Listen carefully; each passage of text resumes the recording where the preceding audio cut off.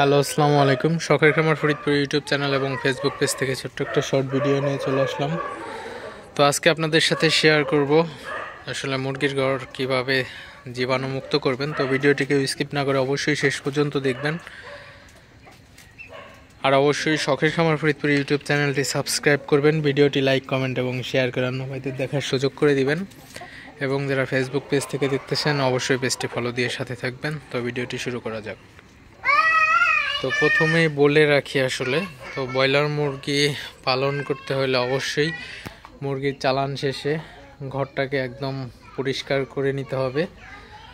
তো পরিষ্কার করার পরে আপনারা ঘরটা কিভাবে জীবাণুমুক্ত করবেন, এটা কিন্তু খুবই ইম্পর্ট্যান্ট একটা বিষয়। তো আপনার ঘর যদি জীবাণুমুক্ত না হয় সেক্ষেত্রে কিন্তু মুরগির আপনার অনেক সমস্যা হয়ে যেতে পারে। তো অবশ্যই আপনার ঘরকে ব্রয়লার মুরগি বিক্রির পরপরই মুরগির ঘরটাকে একদম পরিষ্কার করতে হবে। তো পরিষ্কার করার পরে ঘরটাকে আপনার চুন প্রয়োগ করতে হবে, অর্থাৎ পাথর চুন বাজারে পাওয়া যায় 40 টাকা কেজি। তো পাথর চুনটা আপনি 2 দিন ভিজায় রাখলে কিন্তু একদম নরম হয়ে যাবে, আর 1 দিন ভিজাইলেও হয়। তো পাথর চুনটা কিন্তু আপনার ঘরে একদম ছিটিয়ে দিতে হবে।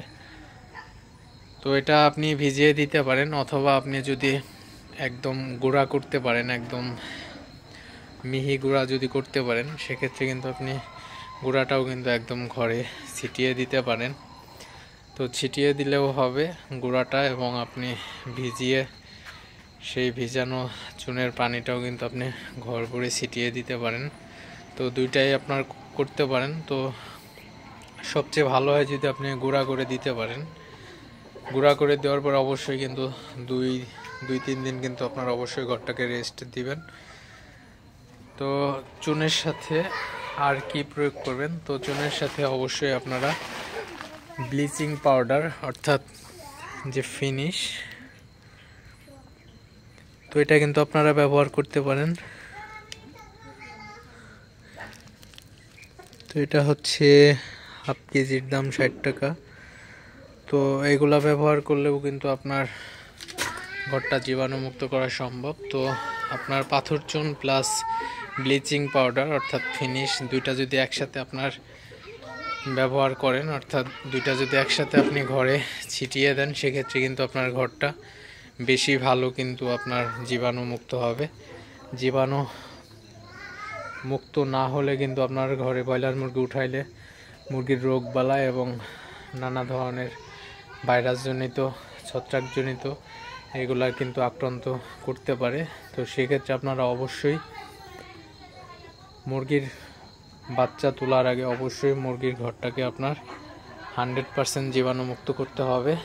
তারপরে হচ্ছে আপনি মুরগি উঠাবেন, তাহলে কিন্তু আপনার মুরগির ঘরে জীবাণু নিয়ে কিন্তু কোনো টেনশন করতে হবে না। তো আপনারা দেখতে পাচ্ছেন আমার পুরো শীটটা কিন্তু আমি জীবাণুমুক্ত করছি অলরেডি। তো কালকে বাচ্চা উঠাবো। তো প্রায় 1 সপ্তাহ আপনাদের সাথে ভিডিও শেয়ার করতে পারি নাই। তো এখন থেকে কন্টিনিউ ভিডিও শেয়ার করব আপনাদের সাথে।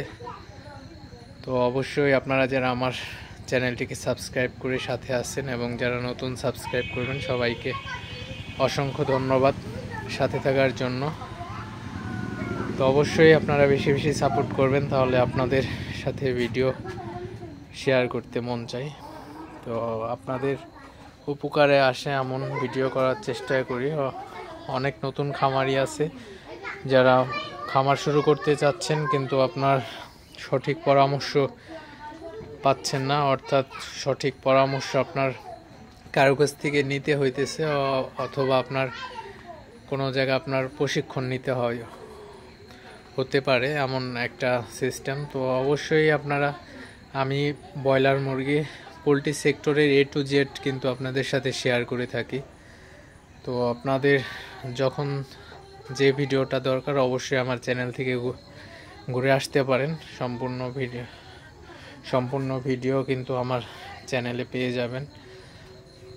তো অবশ্যই যদি কারো বুঝতে সমস্যা হয় আমার নাম্বার দেওয়া আছে, অবশ্যই আপনারা আমাকে ফোন করতে পারেন, অথবা আপনারা কমেন্টস করে আমাকে জানাতে পারেন সমস্যা, অবশ্যই আমি রিপ্লাই দেওয়ার চেষ্টা করব।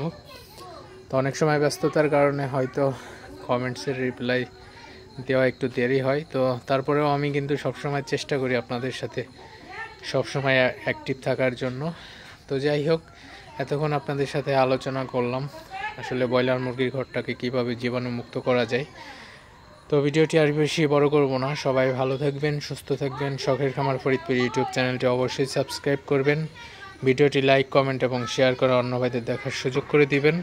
তো দেখা হবে অন্য কোনো নতুন ভিডিওতে নতুন কোনো তথ্য নিয়ে। সে পর্যন্ত সবাই সুস্থ থাকবেন। আসসালামু আলাইকুম।